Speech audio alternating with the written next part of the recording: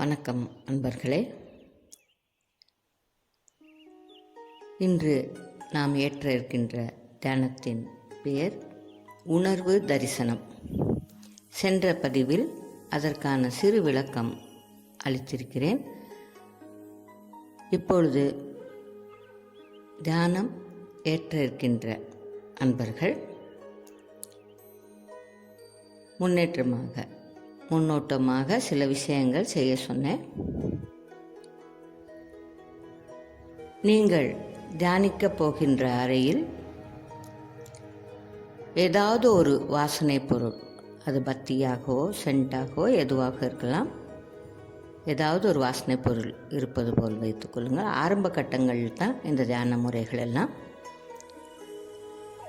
நாளாக தியானிக்க எந்த இடத்தில் இருந்தாலும் எந்த ஒரு முன்னோட்ட செயல்கள் இல்லாமல் தியானிக்கலாம். ஆரம்ப கட்டத்தில் இருப்பவர்களுக்காகத்தான் சில விஷயங்கள் செய்கிறோம். வாசனையான ஏதாவது ஒரு பொருள் நீங்கள் அமரப்போகின்ற அந்த அறையில் இருக்கட்டும்.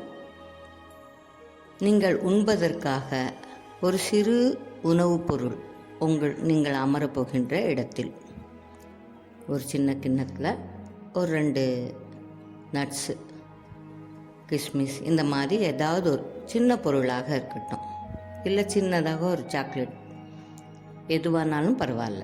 ஏதோ உண்பதற்கு ஒரு பொருள், சிறு பொருள் கையில் எடுக்கிறது மாதிரி நீங்கள் அமர்ந்திருக்கிற இடத்திலிருந்து எடுத்து சாப்பிட்றது மாதிரி வைத்துக்கொள்ளுங்கள். அடுத்ததாக நீங்கள் அமர்ந்த இடத்தில் உங்கள் கண்ணுக்கு நேர் எதிர 2 அடிக்கு மிகாமல் 1 அடிக்கு குறையாமல் உங்களுடைய சவர், நீங்கள் எதிர உங்களுக்கு அமர்ந்திருக்கிற இடத்துக்கு எதிர ஒரு சுடர் தீபமோ அல்லது ஒரு கரும்புள்ளி, நல்ல வெள்ளை பேக்ரவுண்டில் நட்ட நடுவில் ஒரு சிறு புள்ளி இருப்பது போல் வச்சுக்கோங்க. இல்லை இவ்வளோண்டா ஏதாவது விளக்கு இருந்தாலும் ஓகே தான், எதுவானாலும். அதாவது ஒரு சிறு புள்ளி உங்கள் கண்களால் காண வேண்டும். இந்த 3ஐயும் தயார் பண்ணவர்கள் தியானத்திற்கு செல்வோம். மற்றவர்கள் தயார் பண்ணிவிட்டு அதுக்கப்புறம் அடுத்த பாகத்தை கேட்கலாம். ஒரு சிலர் நல்ல தியானத்தை வெறுமனையாக கேட்டு அதுக்கப்புறம் கூட செய்யலாம். தியானத்திற்கு செல்வோமாக. இயல்பான ஒரு ஆசனம் அமர்ந்து கொள்ளுங்கள்.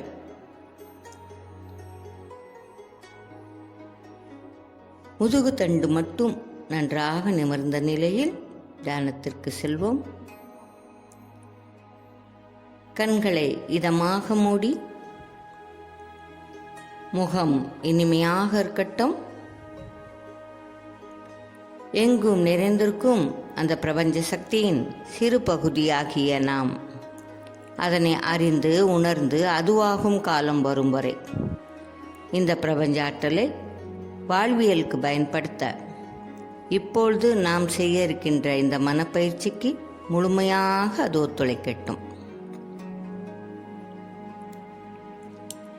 இந்த உலகத்திற்கு நம்மளை தந்த தாய் தந்தையர்களை வணங்குவோம்.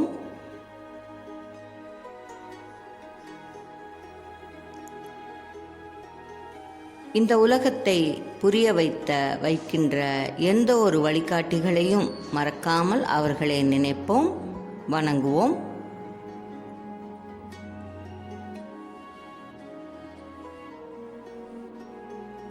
முடிவாக இவ்வுலகில் வாழ்ந்து கொண்டு இருக்கும் நல்லவர்களையும் வணங்கி அவர்களிடமும் ஆசி பெற்றுக்கொள்வோம்.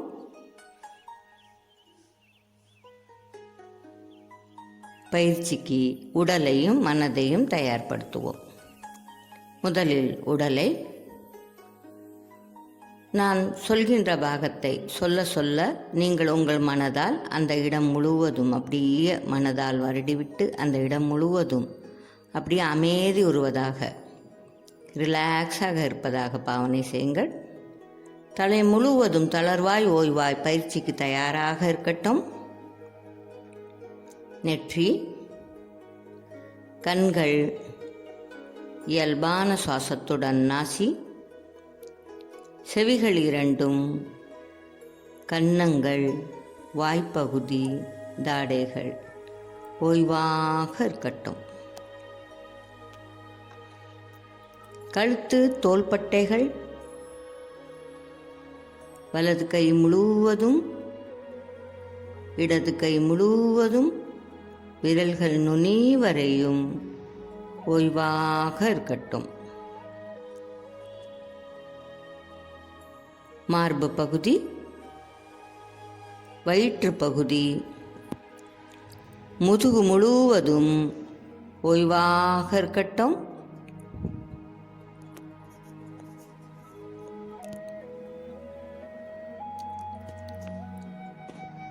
வலது கால், இடது கால், பாதங்கள் இரண்டும், விரல்கள் அனைத்தும் ஓய்வு பெறட்டும். உச்சி முதல் பாதம் வரை உடல் தளர்வாய் ஓய்வாய் பயிற்சிக்கு தயாராக அமர்ந்திருக்கின்றது. உடலை போல் மனதையும் தயார்படுத்த சற்று அமைதி நிலை கொண்டு வர ஆழ்ந்த சுவாசங்கள் சில எடுப்போம். நல்ல நிதானமாக காற்றை நாசி வழியே உள்ளே சென்று நிதானமாக வெளிவிடுங்கள்.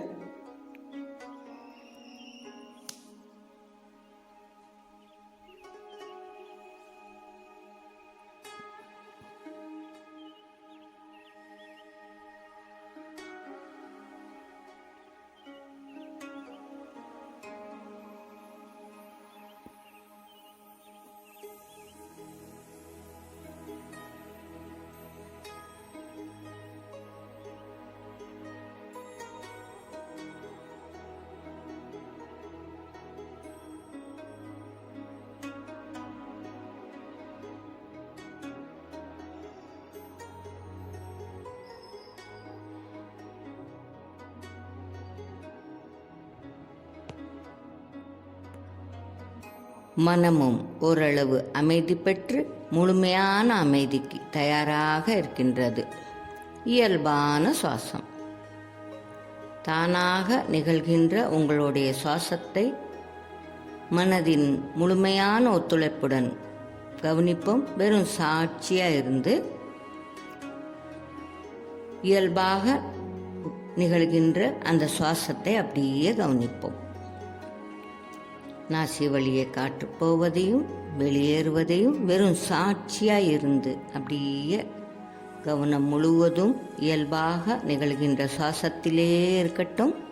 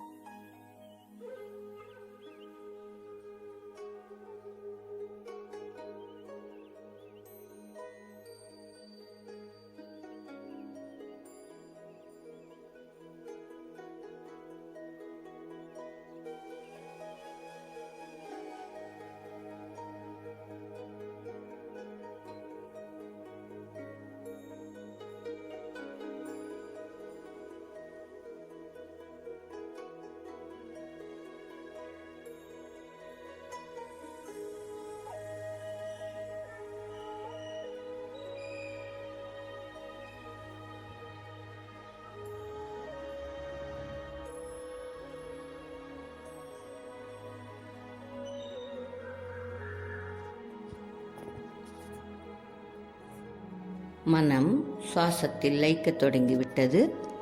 லயிக்கத் தொடங்கிய மனதை தியான நிலைக்கு அழைத்து செல்வோம். உணர்வு தரிசனம்.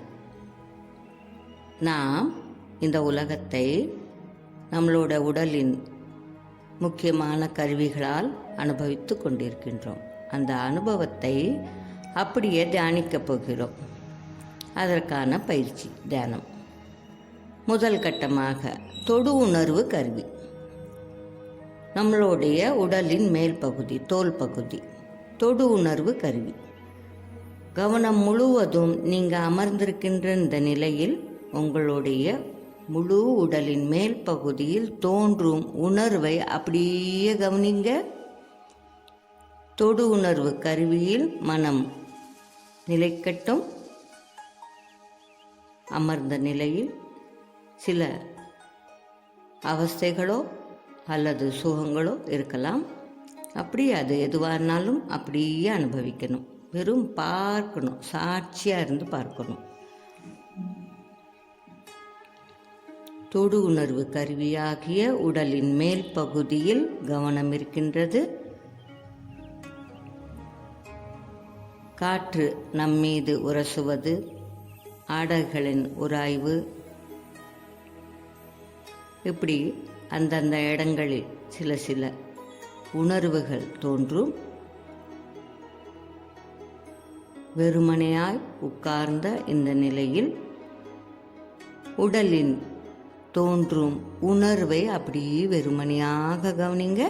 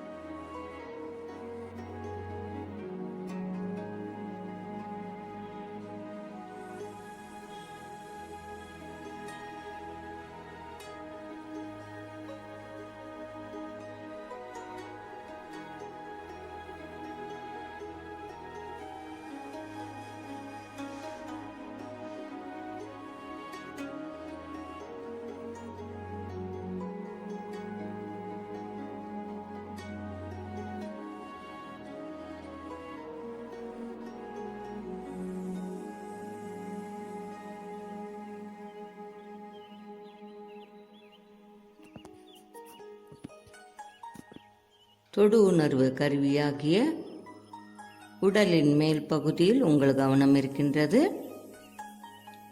அதில் தோன்றும் அந்த உணர்வை அப்படியே அனுபவித்து கவனித்து கொண்டிருக்கிறாங்க. அடுத்ததா அப்படியே உங்களுடைய கைகள் உங்கள் அருகே இருக்கிற அந்த உணவு பொருளை கையில் எடுங்க. எல்லா செய்கையும் அந்த செய்கின்ற செயலிலே மனம் நிலைத்திருக்கட்டும். முழு கவனமும் நீங்கள் செய்கின்ற செய்கையிலே இருக்கட்டும். அப்படியே கைகளை எடுத்து அந்த உணவை எடுங்க. விரல்களால் அதனுடைய வடிவம், மென்மையோ அதனுடைய தன்மையோ அப்படி விரல்களால் உணருங்கள். தொடு உணர்வு கருவியில் நாம் மனம் நிலைக்க செய்து கொண்டிருக்கிறோம். இப்பொழுது உங்களோட செய்கை ஒரு உணவு பொருள், ஏதோ ஒரு பொருளை அப்படியே தொட்டு எடுக்கிறீங்க. அதனுடைய வடிவம், மென்மையோ தன்மையோ அப்படியே விரல்களால் உணர்கிறீங்க. மெதுவாக அது வாய்ப்பகுதிக்கு கொண்டு போய் வாயில் போட்டுட்டு, வாய் திறந்து வாயில் போட்டுட்டு கைகள் பழைய நிலைக்கு வரட்டும். கடிக்க வேண்டாம். வாயில் அந்த பொருள் பட்டவுடன் கவனம் முழுவதும் இப்போது வாய்ப்பகுதிக்கு வரட்டும். இரண்டாவது உடலின் அனுபவிக்கும் இரண்டாவது கருவியாகிய வாய்ப்பகுதி பேசுவதற்கும் உண்பதற்கும் பயன்படும் கருவி. அதன் மூலமாக செயல்பட்டு அனுபவித்து கொண்டிருக்கிறோம். இப்போ ஒரு பொருள் நம்மளுடைய வாய்ப்பகுதியில் இருக்கின்றது. அங்கே நிகழும் நிகழ்வை அப்படியே கவனிங்க. ஒரு பொருள் பட்ட உடனே அந்த வாய்ப்பகுதியில் என்ன நிகழ்ந்ததுன்னு கவனிங்க. நல்லா ஆழ்ந்து கவனிக்கணும். நாக்கால் அந்த பொருளை தொட்டு உணர்ந்து மெதுவாக இப்போ மென்று சாப்பிட ஆரம்பிக்கலாம். கவனம் முழுவதும் இரண்டாவது கருவியாகிய வாயின் மீதே இருக்கட்டும். இப்பொழுது அந்த வாய் செய்கின்ற செய்கையில் மனம் நிலைத்திருக்கின்றது. பற்களின் அசைவு, நாக்கின் சுழற்சி, பொருள் பட்டவுடனே சுழந்த நீர், அந்த உமிழ்நீர் தன்மை கலந்து அந்த பொருள் அரைப்பட்டு அப்படி சிறு சிறு சிறு சிறு சிறு சிறு அசைவுகளும் உணர்வுகளையும் அப்படியே அனுபவிங்க. கவனம் முழுவதும் வாய்ப்பகுதியிலே இருக்கின்றது.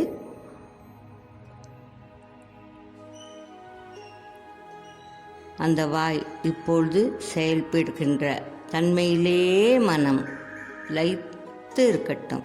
அனுபவித்து அந்த காரியத்தை செய்யுங்கள். நன்றாக மென்று மென்று மென்று சிறு துளியாய் சிறு நீராய் அப்படியே தொண்டக்குழி வழியே உள்ளே இறங்குவதை காணுங்கள். கவனம் முழுவதும் இப்பொழுது செய்கின்ற அந்த செய்கையிலே நிலைத்து இருக்கட்டும்.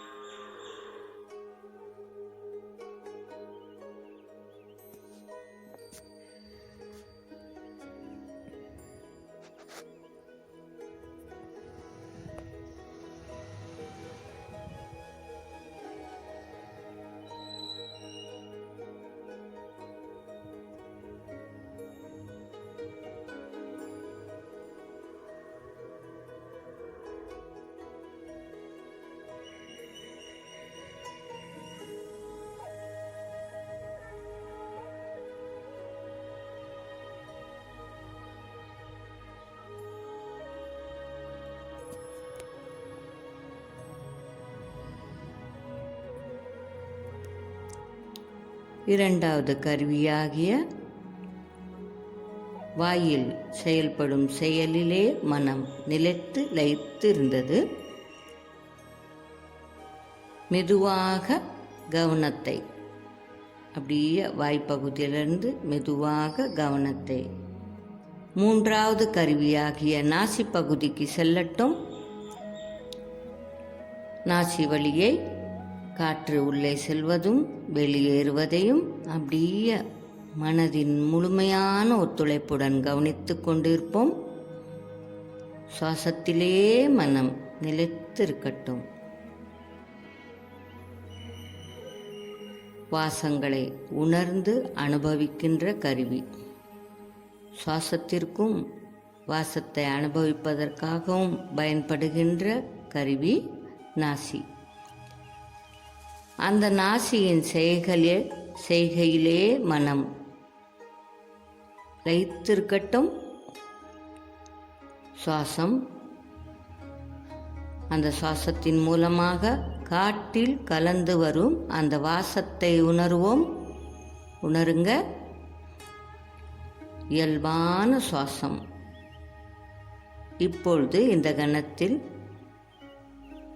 நம்மை சுற்றி வரும் வாசங்களை அந்த சுவாசத்தின் மூலமாக உணர்கிறோம்.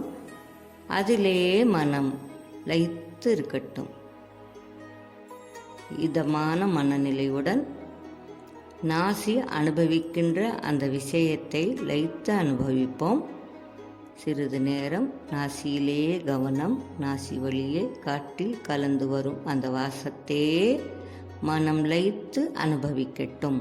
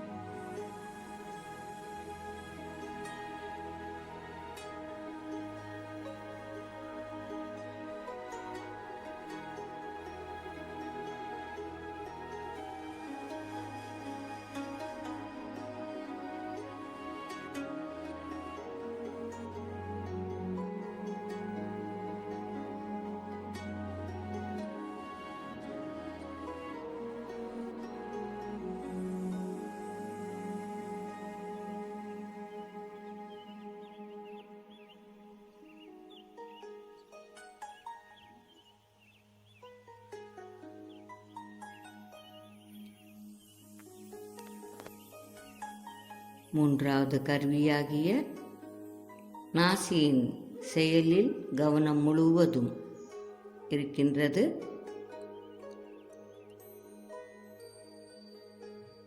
நாசியின் மூலமாக சுவாசிப்பதையும் அனுபவிக்கின்ற வாசத்தையோ மற்ற விஷயங்கள் எதுவாயினும் அதனால் உணர்கின்ற உணர்வில் மனம் லயித்து இருக்கட்டும். மூன்றாவது கருவியாகிய நாசியில் கவனம் இருக்கின்றது. அதன் மூலமாக அனுபவிப்பதிலேயே மனம் லயித்து இருக்கின்றது. மெதுவாக கவனத்தை நான்காவது கருவியாகிய செவிகளுக்கு செல்லட்டும். செவி கவனம் முழுவதும் காதுக்கு வரட்டும். நம்மை சுற்றி பல வகையான ஓசைகள் சிறிதும் பெரிதுமாக ஒலித்து கொண்டு இருக்கும். அப்படியே நம்மளை சுற்றி ஒலிக்கின்ற ஓசையில் மனம் லயிக்கட்டும். நல்லா ஆழ்ந்து அதை கவனிக்கட்டும். ஆராய வேண்டாம். வெறும் சாட்சியாக இருந்து சத்தங்களை கவனிப்போமாக. கவனம் முழுவதும் செவியில் இருக்கின்றது. செவி இப்பொழுது இந்த கணத்தில் உணர்கின்ற விஷயத்தை அப்படியே அனுபவிப்போமாக. ஆரம்பத்தில் உங்களுக்கு மிக அருகே இல்லைன்னா சத்தமாக வருகின்ற ஓசையை கவனிங்க. அப்படியே கவனிச்சிட்டு இருக்கும்போதே அடுத்த என்ன சத்தம் கேட்குது, அதுக்கு அடுத்த என்ன சத்தம் கேட்குது, இப்படியே அந்த செவியின் மூலமாக உணர்கின்ற விஷயத்திலே மனம் லயிக்க செய்வோம். அதற்காக அடுத்தடுத்த ஒலிகளோ இல்லை உங்களை இருக்கின்ற ஓசையில் மனம் லயித்து இருக்கட்டும். லைக்க லைக்க லைக்க லைக்க மென்மையான சிறு ஒலிகள் கூட நம் செவிகளால் அறிய முடியும். இப்பொழுது நான்காவது கருவியாகிய செவிகள் மீது கவனம் இருக்கின்றது. மனதின் முழுமையான ஒத்துழைப்புடன் அந்த கருவியின் செயல்பாட்டில் மனம் லயித்திருக்கின்றது. அப்படியே சிறிது நேரம் இருங்க.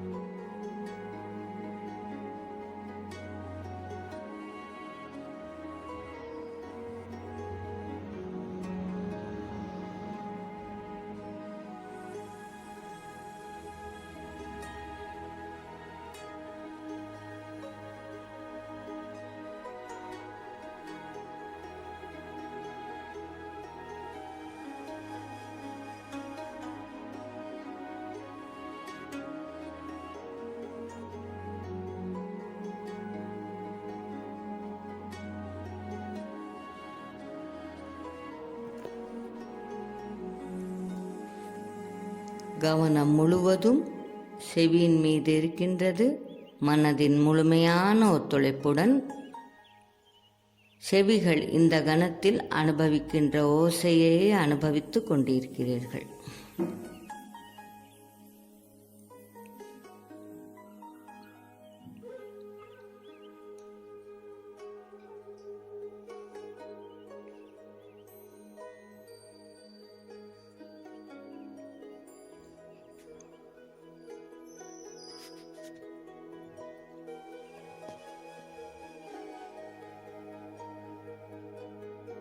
நான்காவது கருவியாகிய செவியிலிருந்து உங்களுடைய கவனத்தை கண்களுக்கு கொண்டு வாங்க.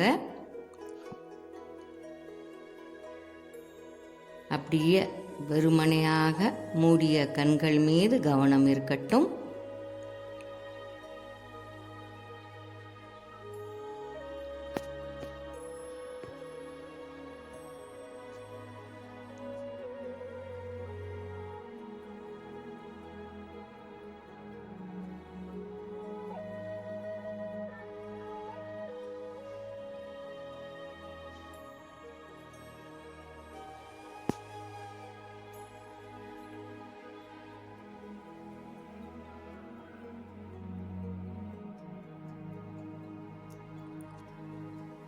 ஐந்தாவது கருவியாகிய பார்த்து உணர்ந்து அனுபவிக்கின்ற கருவி கண்கள் மீது இருக்கின்றது.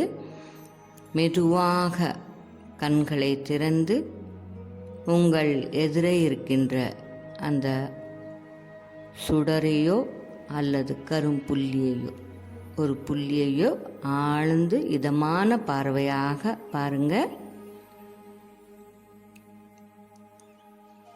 கண்களை மிதவாக திறந்து உங்கள் எதிரே இருக்கின்ற அந்த சுடர் அல்லது சிறு புள்ளி ஆழ்ந்து இதமான பார்வையாக பாருங்க.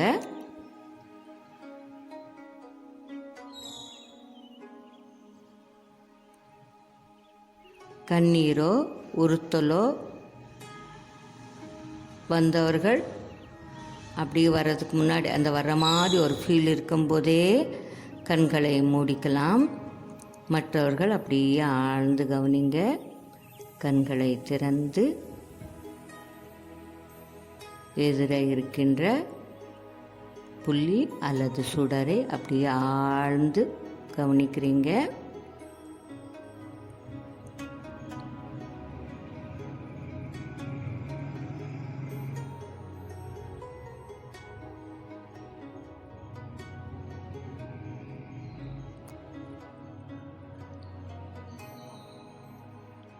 மெதுவாக கண்களை மூடிக்கலாம்.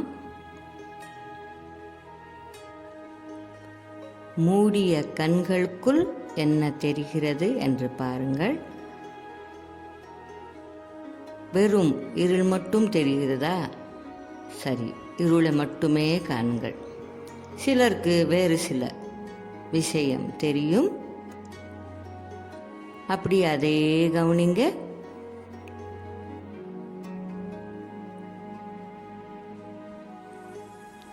கண்கள் மூடிய நிலையிலும் கண்களிலே கவனம் இருக்கட்டும்.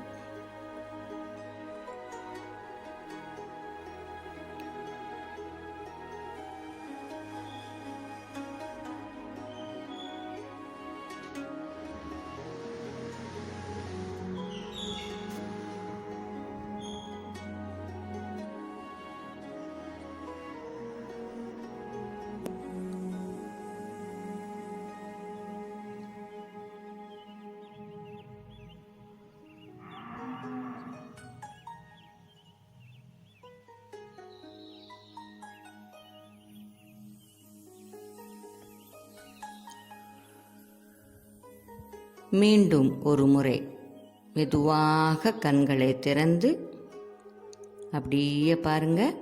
அந்த சுடர் புள்ளியை அப்படியே ஆழ்ந்து கவனிங்க. இதமான ஆழமான பார்வையாக இருக்கட்டும். நல்லா ஆழ்ந்து கவனிங்க. அப்படியே உள்வாங்குவதாக நினைத்து அப்படியே பாருங்கள்.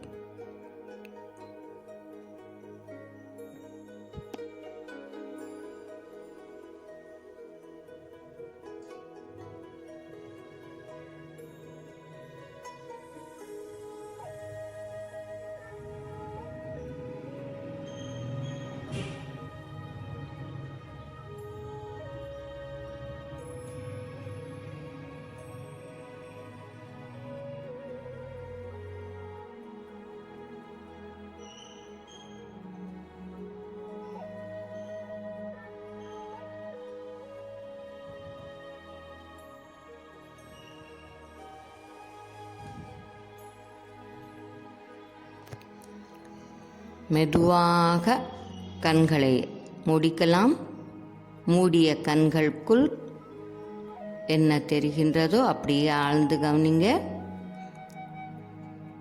நல்லா ஆழ்ந்து கவனித்து கொண்டிருங்கள். கவனம் முழுவதும் கண்கள் மூலமாக உள்ளே தெரிகின்ற விஷயத்தை காண்போமாக.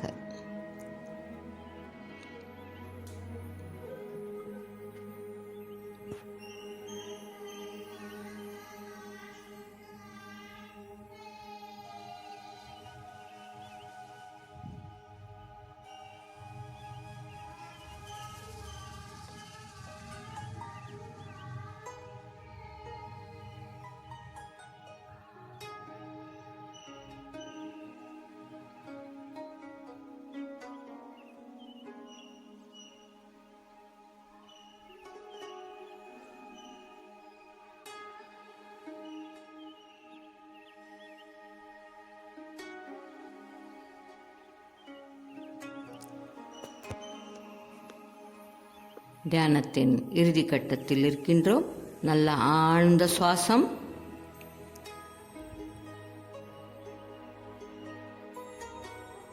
நல்ல ஆழ்ந்த சுவாசம். தியானத்தின் மூலமாக பெற்ற ஆற்றல் உடல் முழுவதும் பரவட்டும். நல்ல ஆழ்ந்த சுவாசம்.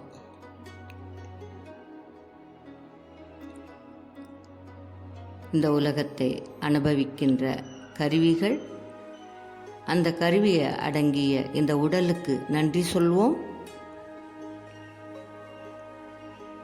ஒத்துழைத்த மனதிற்கு நன்றி சொல்வோம். அறிந்து கொண்டிருக்கும் இந்த அறிவுக்கும் நன்றி சொல்லி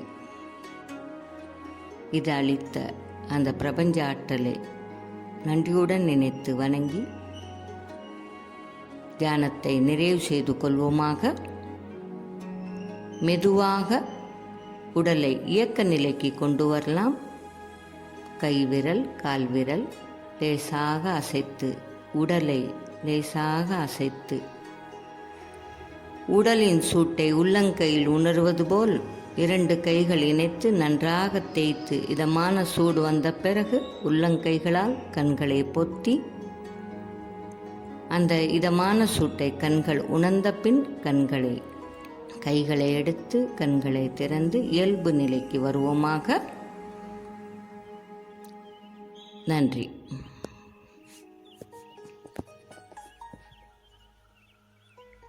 இந்த உணர்வு தரிசனம் இது பற்றி சிறு விளக்கம் அடுத்த பதிவில் முழுமையாக பார்க்கலாம். இப்பொழுது நீங்கள் செஞ்ச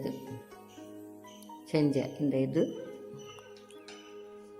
சென்ற பதிவில் சொன்னது போல் கோயிலுக்குள் சென்று கருவறை கிட்ட உள்ள நிகழ்கின்ற நிகழ்வும் கருவறை இறைநிலை இருக்கின்ற இடத்தின் வெளிப்புறத்தில் நாம் நின்று கருவறைக்குள் நிகழ்கின்ற சடங்குகளையும் நாமும் என்ன செய்கின்றோம், அங்கே என்ன உணர்கிறோம் என்பதை போன பதிவில் பார்த்தோம்.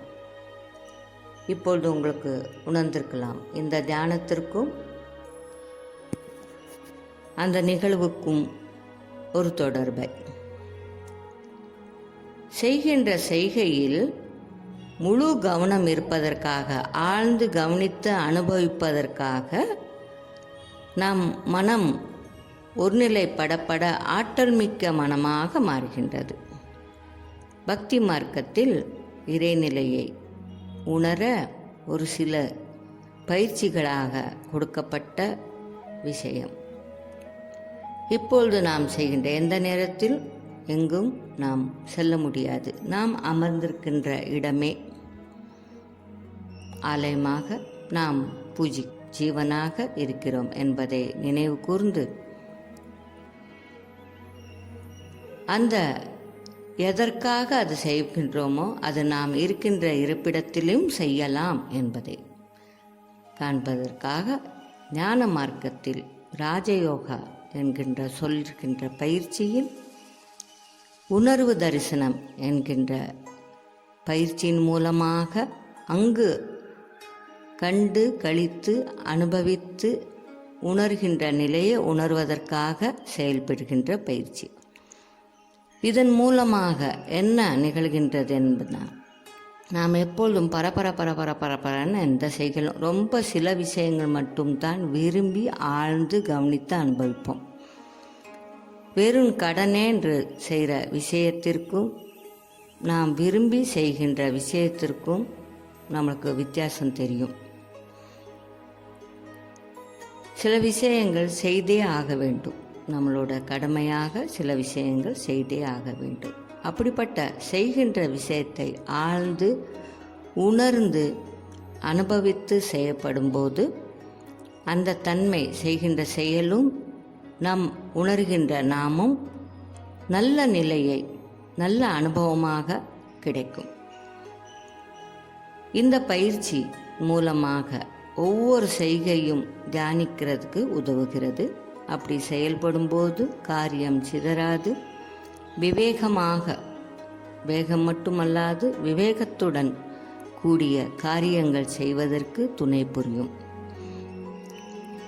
இந்த கருவிகள் செய்கின்ற செயல் மீது மனம் ஆழ்ந்து கவனிக்க மனதின் ஆற்றல் ஒருநிலைப்பட்டு குவியும் போது அந்த கருவியும் ஆரோக்கியமான நிலை அடைகிறது. இப்போ உதாரணமாக தொடு உணர்வுன்னு உடலின் மேல் பகுதியில் ஆழ்ந்து கவனிக்கிறோம். அதே மாதிரி வாய்ப்பகுதியில் அதனுடைய சிறு செய்கையிலே இப்போ தியானத்தின் போது கவனம் என்ன ஆகுதுன்னா, அந்த செய்கின்ற செயலில் அப்படி ஆழ்ந்து மனத ஆற்றல் குவியுது. சாதாரணமாக இருக்கும்போது பாருங்கள், மனம் அலப்பாயு தன்மையுடன் இருக்கும். அலப்பாய நம்ம ஆற்றல் அப்படியே வீரியமாயிட்டே இருக்கும், வேஸ்ட் ஆகிட்டு இருக்கும்.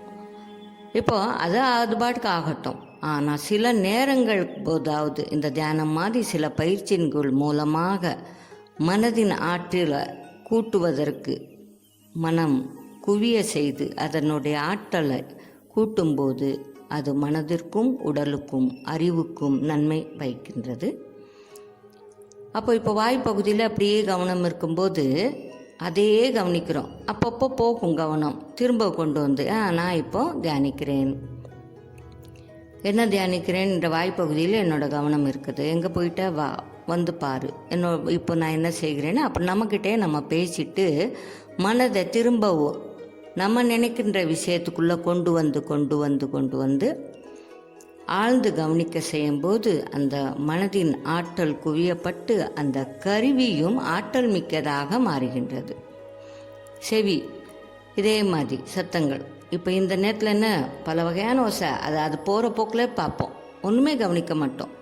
நம்ம எதில் இப்போ ஒரு டிவி பார்த்துட்ருக்கும்போது யாராவது கூப்பிட்டா நம்மளுக்கு கேட்காது, ஏன்னா ஏதாவது ஒரு இதில் ஆனால் எந்த இதுவும் டிஸ்டர்பும் ஆகக்கூடாது. ஆனால் விழிப்புணர்வோடு இருக்கிறதுக்காக இந்த தியானம், இந்த கருவியின் ஆற்றல் முழுமையாக பெறுவதற்கு இயற்கை நம்மளுக்கு பெரிய வரமாக, இந்த உடல் மிகப்பெரிய அற்புதமானது. இந்த அற்புதமான உடலை சில விஷயங்களாக, அது பல காரணங்கள் இருக்குது, அதன் மூலமாக சில கெடுதல்கள் நாமே உருவாக்கியிருக்கிறோம். அதனை தாண்டி நன்மை பயப்பதற்காக நல்ல ஆரோக்கிய நிலை தருவதற்கு இந்த உணர்வு தியானம் பயன்படும். இந்த கடைசியாக கண்கள் நாம் பார்ப்பது, அந்த புள்ளியோ சுடரை பார்க்க பார்க்க பார்க்க பார்வையின் தன்மை மாறும், மனம் ஒரு நிலைப்படும். முதலமாக இந்த தியானம் பண்ணுவேன். புள்ளி தியானம்னே தியானத்தில் ஒரு அற்புதமான ஒரு விஷயம், அது மட்டுமே தியானிப்பாங்க. வெறும் புள்ளியோ சுடரை மட்டுமே ஒரு அரை மணி நேரம் அந்த வேலை மட்டுமே பண்ணுவாங்க. அப்படி ஒரு பயிற்சி இருக்கத்தான் செய்து நல்லாவும் இருக்கும். அதன் மூலமாக மனதின் தன்மை வேறு நிலைக்கு செல்வதற்கு பயன்படும். இப்பொழுது நாம் லேசாக மேலோட்டமாக சிறு தியானங்கள் செய்துட்ருக்கோம். இந்த பார்க்குறோம், இதில் சின்ன இந்த விளக்கம் சொல்லிட்டு இந்த பதிவை முடித்துக்கலாம். அந்த சுடர் அப்படியே பார்க்குறோன்னு நினச்சிக்கோங்க. உங்களுக்கு கண்ணீரோ உறுத்தல் ஆரம்பத்தில் பார்த்திங்கன்னா ரொம்ப சீக்கிரம் வரும், கண்ணீர் உறுத்தல் எல்லாம். நல்லா செய்ய சில நிமிடங்கள் கூட நம்மளால் அப்படியே ஆழ்ந்து அதை கவனிக்க முடியும். அப்படி கவனிச்சுட்டு இப்போ கண்ணை மூடுறோம். மூடின பிறகு ஆரம்பத்தில் சிலருக்கு தெரியாது, வெறும் இருட்டு மட்டும்தான் தெரியும்.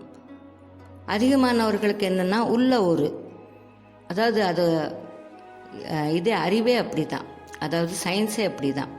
கண்களால் பார்க்கும் ஏதாவது இப்போ பொருளை நீங்கள் அப்படியே பார்க்குறீங்க, அது உங்களுக்கு எதிர இருக்க எந்த ஒரு சேராக இருக்கட்டும், எதுவாக இருக்கட்டும், ஒரு டிவி, மூடிய டிவி அப்படியே பார்க்குறீங்க. பார்த்துட்டே இருந்து கண்ணை மூடுங்க, கொஞ்ச நேரத்துக்கு அது ஒரு பிளாக் அண்ட் ஒயிட்டு எக்ஸ்ரே மாதிரி கண்ணுக்குள்ளே அப்படி மூடின உடனே இருட்டாயிரும். இருட்டில் அந்த ஒளியை நம்ம பார்த்த காட்சி ஒரு வெள்ளையா அப்படி தெரியும். அப்போ நம்ம இப்போ பார்த்தது ஒரு கரும்புள்ளி இல்லை சுடர், இப்படி பார்த்தோம், ஆழ்ந்து பார்த்தோம். அப்போ கண்ணு மூடின உடனே என்ன ஆகும்னா இருட்டிரும். இருட்டில் ஒரு சிறு ஒளி தெரியும். அந்த ஒளி நல்லா கவனிச்சிட்டிங்கன்னா தெரியும். ஏன்னா நம்ம பார்த்தது எங்கே கண்களால் பார்த்தோம், கண்களை மூடிட்டோம். மூடின உடனே என்ன தெரியும்னா, அப்படி நல்லா கவனிச்சிங்க, நீங்களே கவனிங்க. நான் சொல்கிறத விட அதை நான் சொல்கிறது அனுபவித்தது சொல்கிறேன், நீங்கள் அதை உணருங்க. அப்படியே கண் மூடினதுக்கப்புறம் அந்த உள்ள சிறு புள்ளியாக ஒளியாக தெரிகின்ற விஷயம் அப்படியே ஆழ்ந்து பார்த்தீங்கன்னா தெரியும். அது எங்கே இருக்கும், எங்கே நம்மளால் உணர முடியும்னு சொன்னால் 2 புருவத்துக்கு நடுவே. ஏன்னா 2 கண்களால் பார்த்தோம். அந்த 2 கண்கள் குவிகின்ற இடத்தில் தான் அந்த சுடரையோ அந்த புள்ளியான ஒரு வெளிச்சம், வெள்ளைத்தன்மை அந்த மாதிரி பார்க்குறது 2 புருவத்துக்கு நடுவில் இருக்கும். இது வேறு ஒன்றும் இல்லை, யோகாவில் அது ஒன்று. அந்த 2 புருவத்துக்கு நடுவில் இருக்கிற பேர் ஆக்னா சக்கராம்பாங்க. சக்கராஸ் பற்றியெல்லாம் தெரிஞ்சு தான் ஆகணுன்ட்டு இல்லை, நாம் உணர்கின்ற விஷயம் அது இல்லை, அது பிட்ரூட்ரி கிளாண்ட். இன்னும் அந்த தியானத்தின் மூலமாக நிறைய விஷயங்கள், பிட்ரூட்ரி கிளாண்டும் தியானத்திற்கும் என்ன சம்பந்தங்க என்பதை அடுத்த பதிவில் தியானத்தின் பயன்களையும் உணரலாம். நன்றி, வணக்கம்.